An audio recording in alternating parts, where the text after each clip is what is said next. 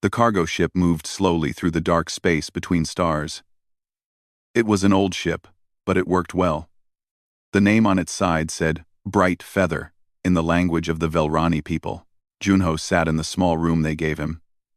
He cleaned his knife for the third time that day. There was nothing else to do. Guard duty on a merchant ship was boring work, but the pay was good. The Velrani family needed a human escort, and Junho needed money. The Velrani were a kind species. They looked like foxes that walked on two legs. Their fur was soft and came in colors of orange, white, and sometimes gray. They had big ears that moved when they listened. Their eyes were large and golden. They were not fighters. They were traders, makers, and storytellers. The family on this ship had 5 members. The father was named Torin. He was the captain and owner of the Bright Feather. His fur was dark orange with white patches on his chest. He spoke softly and always smiled when he talked. The mother was called Sana. She had beautiful silver fur and she cooked the best food Junho had ever tasted. They had 2 older children. Both were teenagers, in human terms. The son helped his father with the ship. The daughter helped her mother with the cargo lists. They were polite to Junho but kept their distance. They had never seen a human before. Then there was the youngest. Her name was Kira. She was only 6 years old in human counting. Her fur was the color of sunset, orange mixed with gold. She had big curious eyes and she was not afraid of anything. Kira was the reason Junho smiled on this trip. From the first day, she had followed him around the ship. She asked him questions without stopping. Why did humans have no fur? Why were his eyes so small? Why did he carry so many knives? Could he teach her to throw one? Her parents had apologized many times. They told her to leave the human alone. But Junho had waved his hand and said it was fine. He did not mind. Children were children, no matter what species they were. Now, 5 days into the journey, Kira sat across from him in his small room. She watched him clean his knife with her big golden eyes. Why do you clean it so much? She asked. Her voice was high and sweet. It is already clean. Junho looked at the blade. She was right. It was very clean. It helps me think, he said. What do you think about? Many things. The trip, the stars, what I will eat for dinner. Kira laughed. It sounded like small bells. Mother is making stew tonight. It is very good. You will like it. I always like your mother's food. Kira's ears went up with happiness. She loved when Junho said nice things about her family. Then her ears went down a little. She looked at the knife again. Junho, she said quietly. Will we be safe? He stopped cleaning. He looked at her small face. Why do you ask? Why? Father looks worried. He thinks I do not see, but I do. His ears go back when he looks at the screens. Mother holds her hands together tight. Something is wrong. Junho put the knife down. This little cub was smart. Too smart, maybe. He had noticed the same things. Torin had been checking the sensors more than usual. Sana had been too quiet at meals. Something was making them nervous. Your father is a good captain, Junho said carefully. He watches everything to keep you safe. That is his job. But you are here too. That is your job also. Yes, so we are very safe. We have father, and we have you. Junho felt something warm in his chest. He nodded slowly. Yes, little one. You are very safe. Kira smiled wide, showing her small teeth. She jumped up from her seat. I will tell mother, you will come to dinner. She will be happy. She ran out of the room, her small feet making soft sounds on the metal floor. Junho watched her go. Then his smile faded. He picked up his knife again. This time, he did not clean it. He checked the edge. It was sharp. Good. An hour later, he walked to the bridge. Torin was there, looking at the screens. His ears were flat against his head. That was a bad sign for Velrani. It meant fear. Captain, Junho said, tell me. Torin turned. His golden eyes were tired. Human Junho. You should rest. We still have 3 days until we reach the station. I saw your face at dinner. I saw your wife's hands shaking. Tell me what is wrong. Tell me. I saw your face at dinner. The Velrani captain was quiet for a long moment. Then he sighed. His big ears dropped even more. There is a ship, he said. It has been behind us for 2 days. It keeps the same distance. When we slow down, it slows down. When we speed up, it speeds up. Junho moved closer to the screen. He saw the small dot. It was far away, but it was there, following. Pirates? He asked. I do not know. Maybe worse. Worse? Torin's voice got very quiet. There are stories. Ships that hunt families like mine. They take the adults for work camps. The children. He could not finish. Junho understood. Slavers. Raiders who took people and sold them. The worst kind of criminals in the galaxy. Have you called for help? Junho asked. Yes, many times. No one answers. We are too far from any patrol ships. The next station is still 3 days away. Junho looked at the dot on the screen. It sat there, patient and silent, waiting. How many weapons do you have on this ship? He asked. 2 small guns. Very old. I do not even know if they work. How many people can fight? Torin made a sad sound. None. We are traitors. My son is only 15. My wife has never held a weapon. We have only you. Only one human against a ship full of raiders. The odds were very bad. Junho knew this.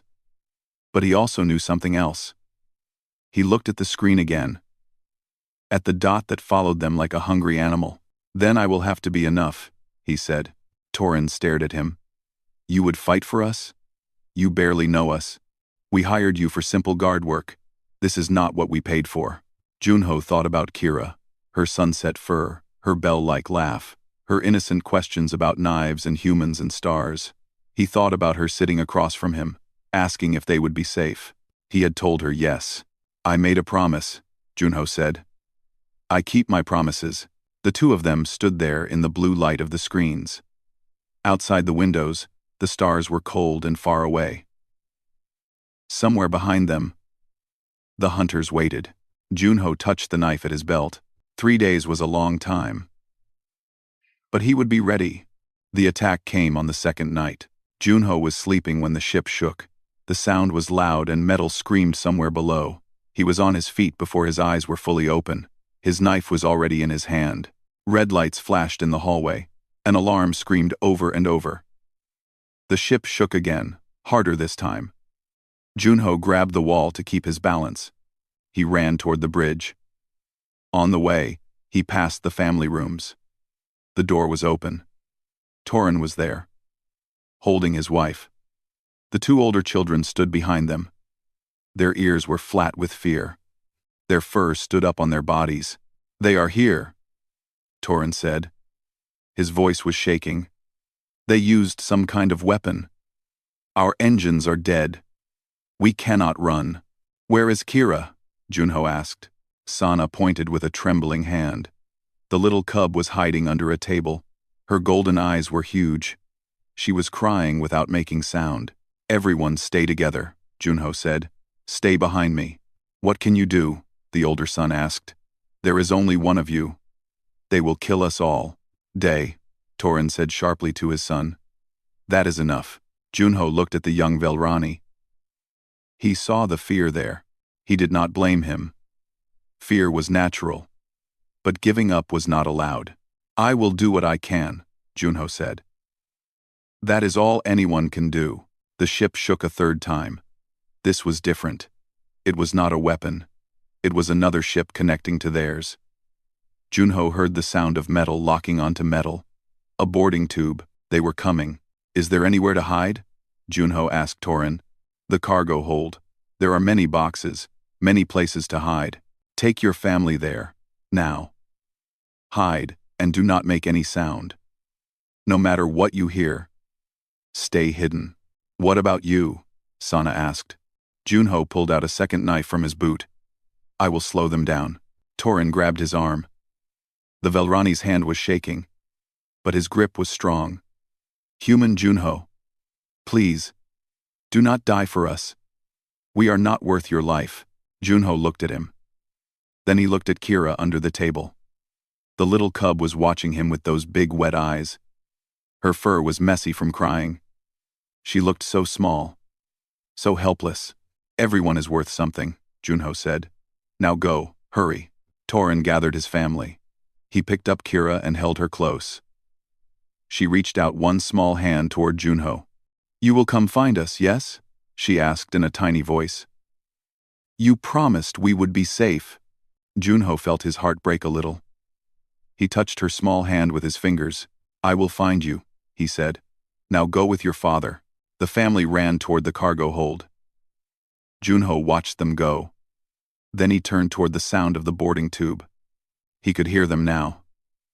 Boots, on metal. Voices speaking a harsh language he did not know. Many of them. Too many.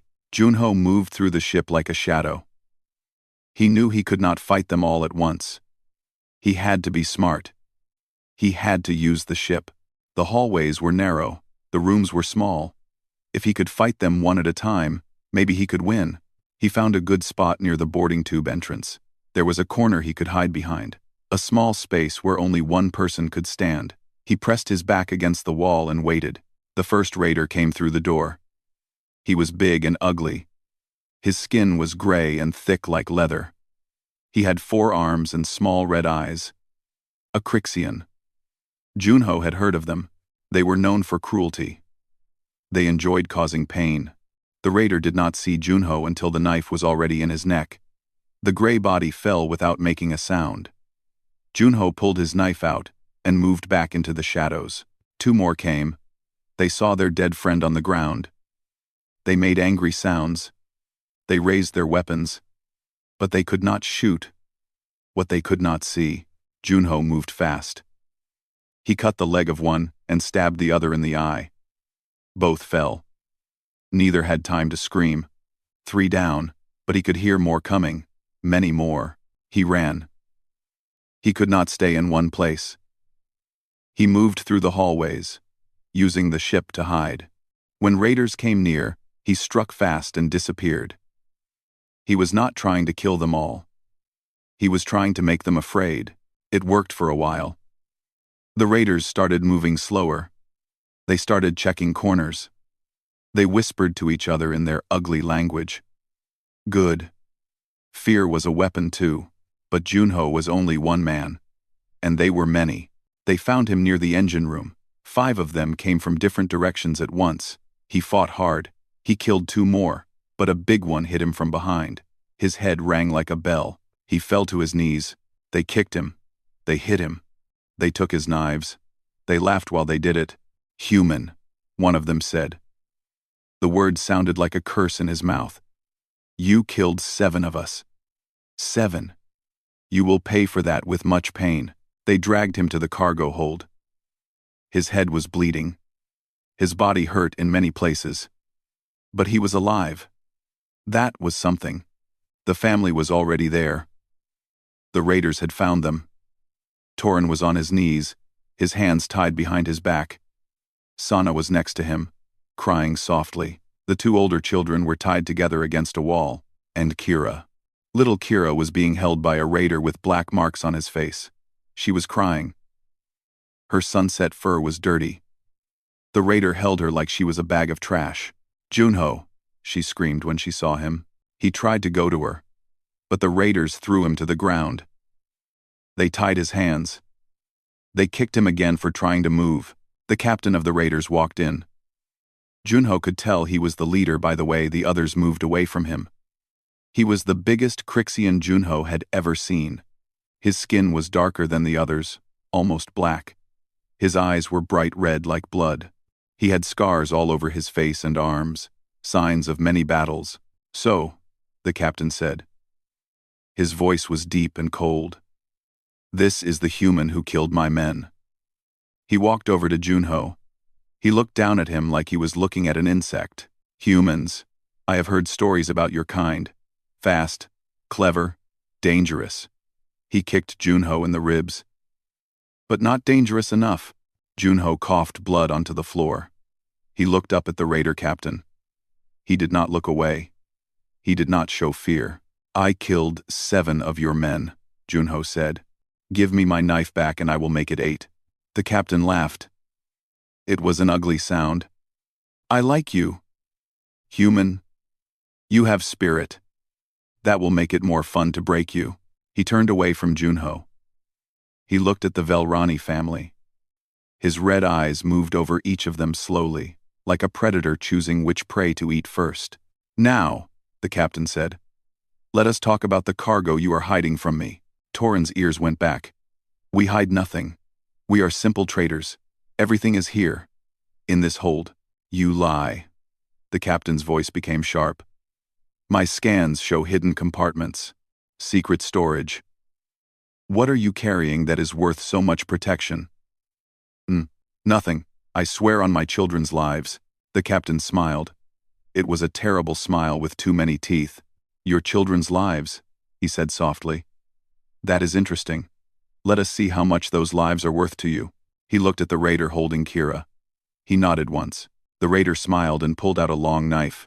Junho felt his blood turn to ice. The raider's knife was long and curved. The metal was dark and stained. It had been used many times before. Kira saw it and started crying harder. Her small body shook in the raider's grip. No! Sana screamed. She tried to stand up, but a raider pushed her back down. Please! She is just a child.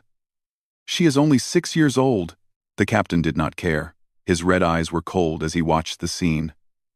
He enjoyed this. Junho could see it in his face. The fear, the crying, the begging. It all made him happy. Tell me where the hidden cargo is, the captain said to Torin. Tell me now, and the cub will not be hurt. Lie to me again, and my man will start cutting. Torin was shaking so hard he could barely speak. Tears ran down his furred face. I told you the truth. There is no hidden cargo. We carry medicine and cloth. Nothing more. Liar. The captain nodded at his man. The raider moved the knife closer to Kira's throat. The blade touched her fur. Not cutting yet. Just touching.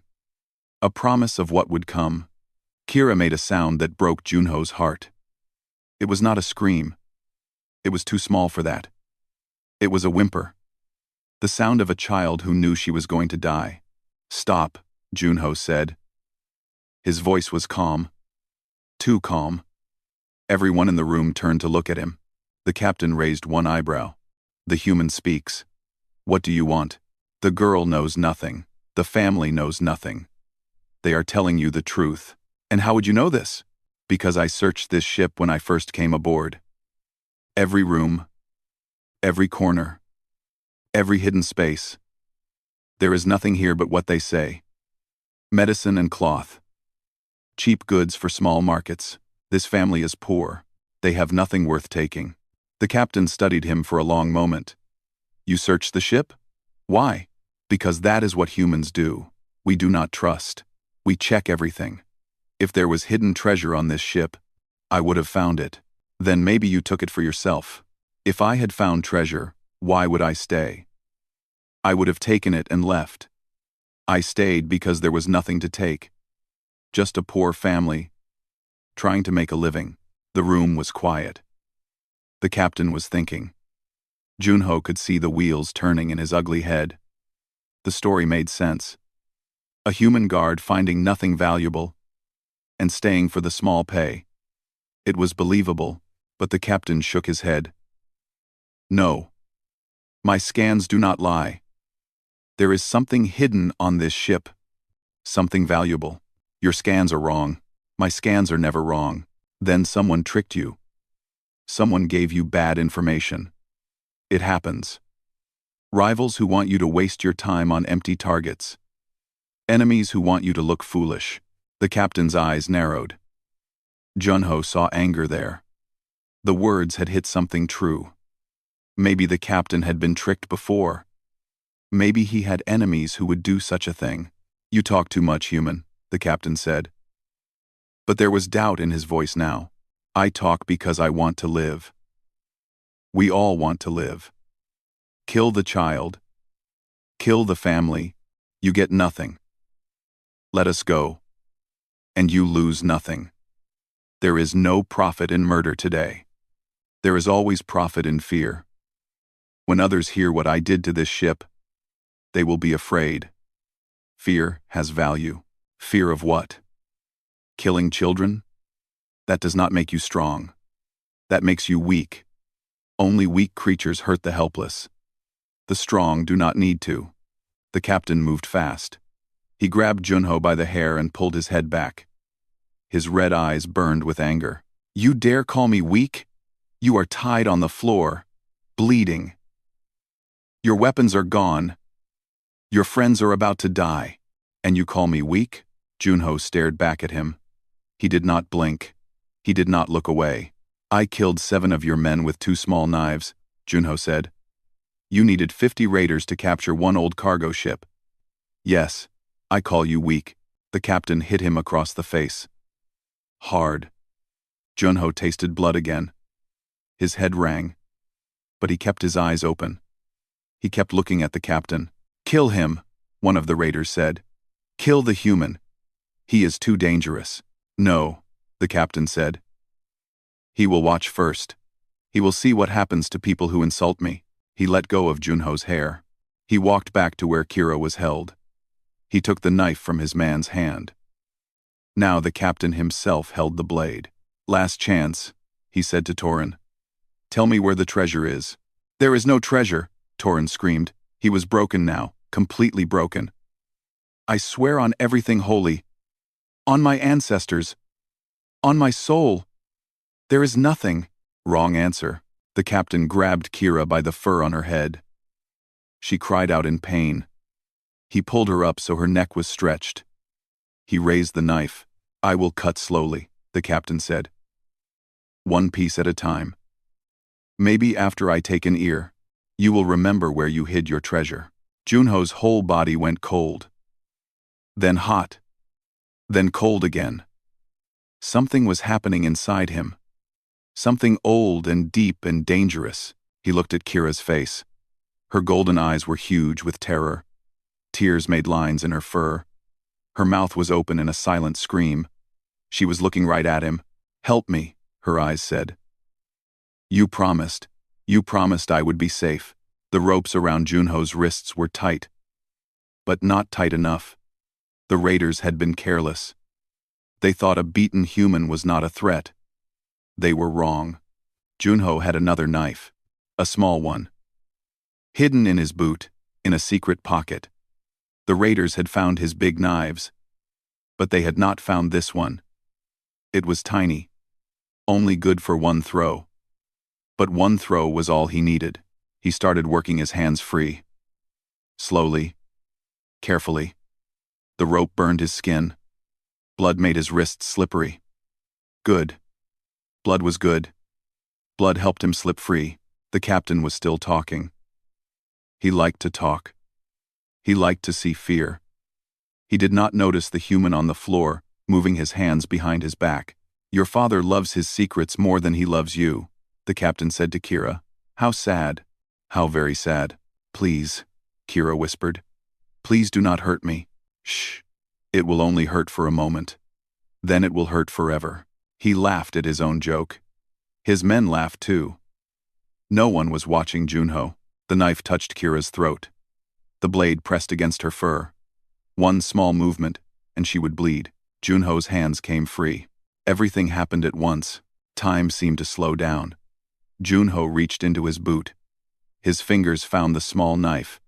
He pulled it out. He rose to his knees. He aimed. The captain saw movement. He started to turn his head. His hands started to move. To push the blade into Kira's neck. Junho threw. The knife flew through the air. It was small and fast and deadly. It made no sound. The blade entered the captain's skull through his left eye. It went in deep. All the way to the handle. The captain's hand stopped moving. The knife at Kira's throat stayed still. Not cutting. Not even close. For one long heartbeat, nothing moved. Then the captain fell. His body hit the ground with a heavy sound. The knife dropped from his dead fingers. It landed on the floor, far away from Kira's neck. Junho was already moving. The raiders froze. They stared at their captain's body on the floor. The small knife stuck out of his eye like a strange metal flower. No one could believe what they had just seen. That moment of shock was all Junho needed. He grabbed the captain's fallen knife. The one that had been at Kira's throat. It was a good knife. Heavy and sharp. Perfect for killing. The raider holding Kira still had not moved.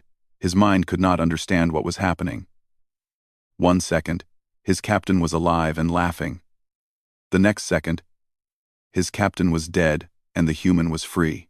Junho did not give him time to think. He drove the knife into the raider's throat. The gray body fell. Kira fell too. But Junho caught her with one arm. "Run to your father," he said. Now, Kira ran. Her small legs moved fast. She threw herself into Torin's tied arms and pressed her face against his chest. Junho turned to face the other raiders. There were still many of them, 20 at least. They had weapons, guns, knives, clubs. They surrounded him on all sides, but something had changed in their eyes. Before, they had been confident. Now, there was fear. They had watched this human kill their captain with one throw. They had watched him move like lightning. They knew they were not hunting him anymore. He was hunting them. "Who is next?" Junho asked. His voice was quiet, but everyone heard it. No one moved. "Your captain is dead. Your second best fighter is dead. I killed 7 more before you captured me. That is 9 of your men, and I have only started." He raised the bloody knife. "You can run. Go back to your ship. Leave this family alone. Live. Or you can stay and fight. Die. Your choice." For a moment, Junho thought they might run. He saw it in their faces. The fear. The doubt. They were criminals, not soldiers. They fought for profit, not honor. Dying for nothing was not in their nature, but one of them was braver than the others. Or more stupid. He raised his gun and fired. Junho moved before the shot. He had seen the raider's finger tighten on the trigger. He had known exactly when the gun would fire. Humans were good at reading bodies. It was one of their many gifts. The shot missed. Junho did not miss. He threw a piece of metal he had grabbed from the floor. It hit the raider in the face. The raider screamed and dropped his gun. Junho was on him before he stopped screaming. 1 cut. The raider fell. 10. The room exploded into chaos. Everyone started shooting. But they were panicking now, and panic made them miss. Junho moved through them like water through rocks. He dodged, ducked, rolled. He was never where they expected him to be. He grabbed another knife from a dead body. Now he had 2. He used them well. A raider swung a club at his head. Junho stepped aside and cut his arm. The club fell. Junho kicked the raider in the knee. The raider went down. Junho finished him with 1 strike. 11. 2 more came at him together. They thought numbers would help. They were wrong. Junho blocked one attack and turned it into another. The raiders got in each other's way. They could not swing without hitting their friend. Junho had no such problem. 12. 13. The family watched from the corner where they huddled. Torin's eyes were wide. He had never seen anything like this. No one had. A single human. Wounded and tired.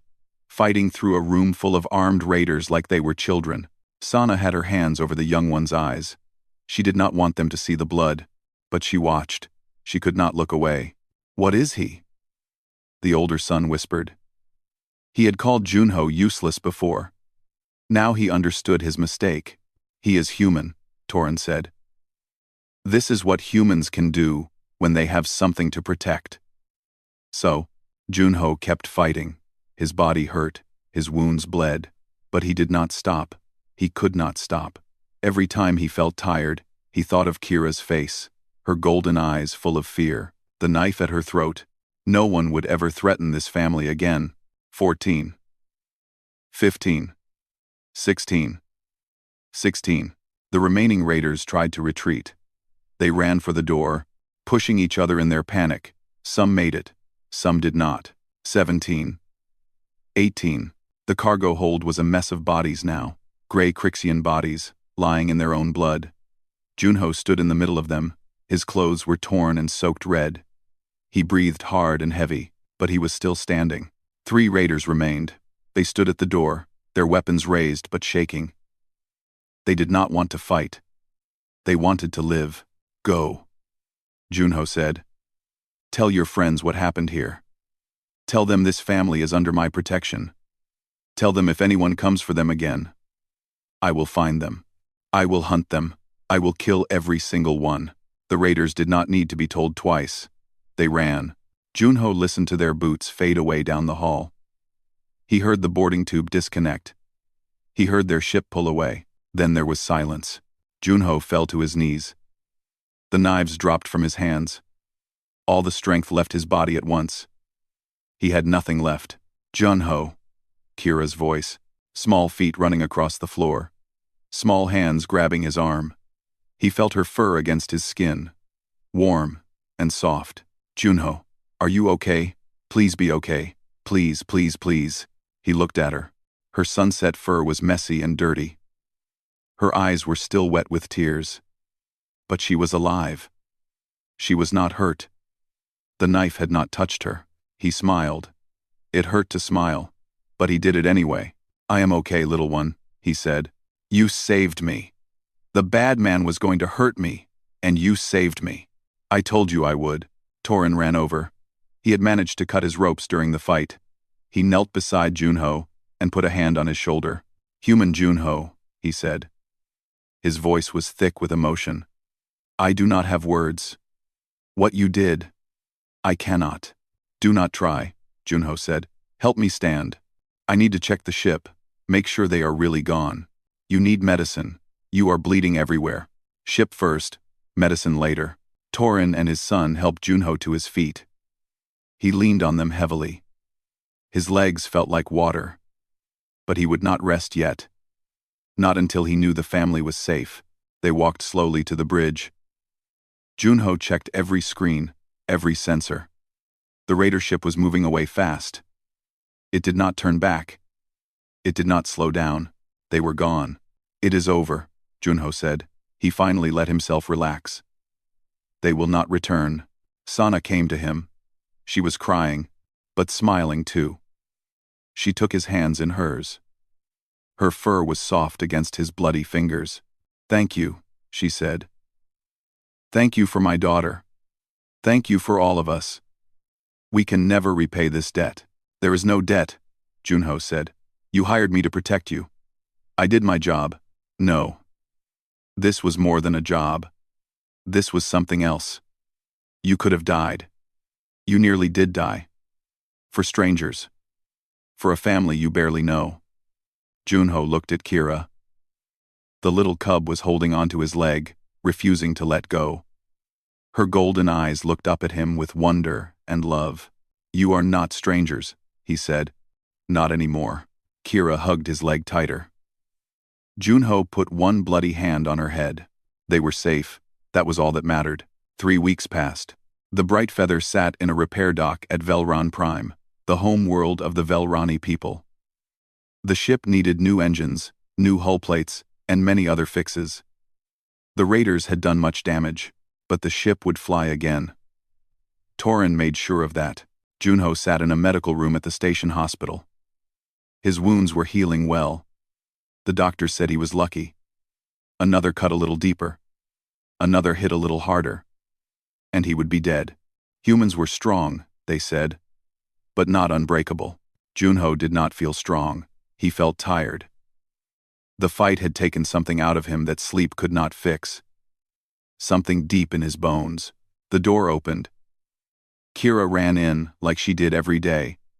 She jumped onto his bed and hugged him carefully, avoiding his bandages. Good morning, she said. Her voice was bright and happy. Mother is making you breakfast. Special breakfast. Your favorite. Let me guess. The stew? Yes. How did you know? Because your mother makes it every day now. I think she is trying to make me fat. Kira laughed. The sound still reminded Junho of small bells. 3 weeks ago, he had thought he might never hear that laugh again. Now, it was the best sound in the galaxy. Torin came in next, followed by Sana. They carried bowls of food and cups of hot drink. The older children came too, staying near the door. They were still shy around Junho. But something had changed. They looked at him with respect now. Something close to worship. You look better today, Sana said. She set the food down and felt Junho's forehead like a mother checking for fever. The color is coming back to your face. I feel better. The doctors say I can leave tomorrow. Torin sat in the chair beside the bed. His golden eyes were serious. We need to talk about that. About what happens next. Junho ate a spoonful of stew. It was delicious, as always. I will find another ship to guard. Another job, that is what happens next. No, Torin said. He looked at his wife. She nodded and took a deep breath. The story has spread, Sana said. Everyone knows what happened on our ship. The raiders who escaped told others. Those others told more. Now everyone in this sector knows about the human who killed 18 Crixian raiders to save a Velrani cub. Junho stopped eating. That is not good. I do not want that kind of attention. Too late, the older son said from the door. You are famous now. They are calling you the Guardian. People want to meet you. News reporters want to interview you. Other families want to hire you. Every Velrani family, the daughter added. You are a hero to our people. You saved one of our children. That means everything to us. Junho felt uncomfortable. He was not a hero. He had done what anyone would do. What any human would do. You do not let someone hurt a child. It was simple. Basic. Human. I just did my job, he said. Torin shook his head. No. You did much more. You could have run. You could have hidden. You could have let the raiders take us and saved yourself. No one would have blamed you. But you stayed. You fought. You nearly died for strangers. You were not strangers. Kira was my friend. The little cub's ears perked up. I am? Yes. You followed me around asking questions for 5 days. That makes us friends. Kira's smile was so bright it could light up a star. She hugged him again, tighter this time. Junho hugged her back with one arm. Torin continued. The Velrani Council has been discussing your actions. They have made a decision. A decision? They want to honor you. A ceremony. A medal. A place in our history. You will be the first human to receive the Star of Velron. The highest honor our people can give. Junho did not know what to say. A medal. A place in history. All because he threw a knife at the right moment. It seemed like too much. I do not need honors, he said. I need work. I need money for food and a place to sleep. Medals do not pay bills. Sana smiled. We know. Our family has talked, Torin said. All of us. Together. We want you to stay with us. Not as a guard. As family. Junho stared at them. Family? You saved our daughter. You saved all of us. In Velrani culture, that creates a bond. A debt that can only be repaid with love. We want you to live with us. Eat with us. Travel with us. Be part of us. You are serious? Very serious. Torin reached out and took Junho's hand. The Velrani's fur was soft and warm. We know humans are different. You do not do things the same way we do. But we hope you will consider it. We hope you will stay. Junho looked around the room. He looked at Torin with his kind golden eyes. At Sana, with her silver fur and worried smile. At the 2 older children, no longer afraid of him. At little Kira, still hugging his arm like she would never let go. He had been alone for a long time. Since leaving Earth, since joining the cargo ships, since wandering from job to job with no home, no family, no place to belong. He had told himself he did not need those things. He had told himself he was fine alone. He had been lying to himself. "I will stay," he said. Kira screamed with joy. She jumped up and down on the bed, making Junho wince at his wounds. Sana started crying and laughing at the same time. Even the older children smiled. Torin squeezed his hand. "Thank you. You honor us." "No," Junho said. "You honor me." The ceremony happened 2 weeks later.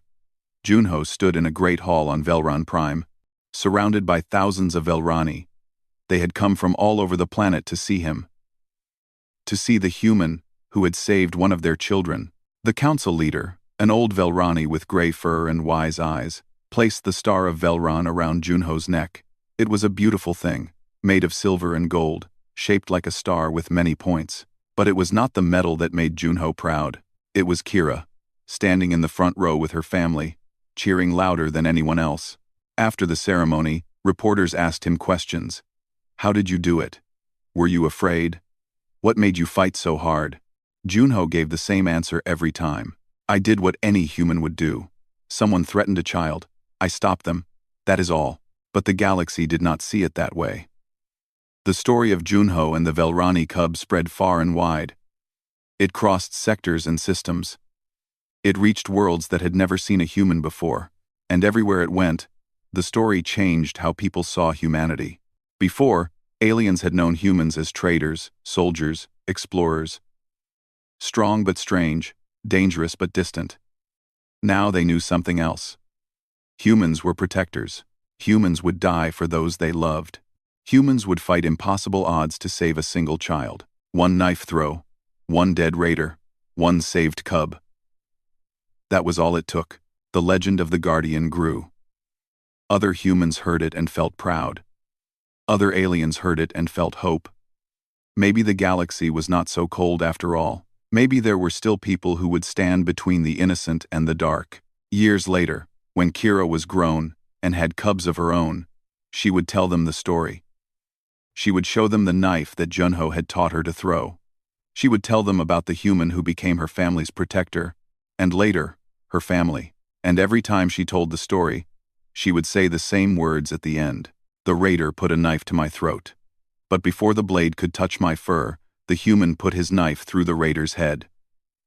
That is what humans do. That is who they are. They protect the ones they love, no matter what it costs. Her cubs would listen with wide eyes and ask if Uncle Junho was really that brave. Kira would smile and say yes. Some stories are worth believing.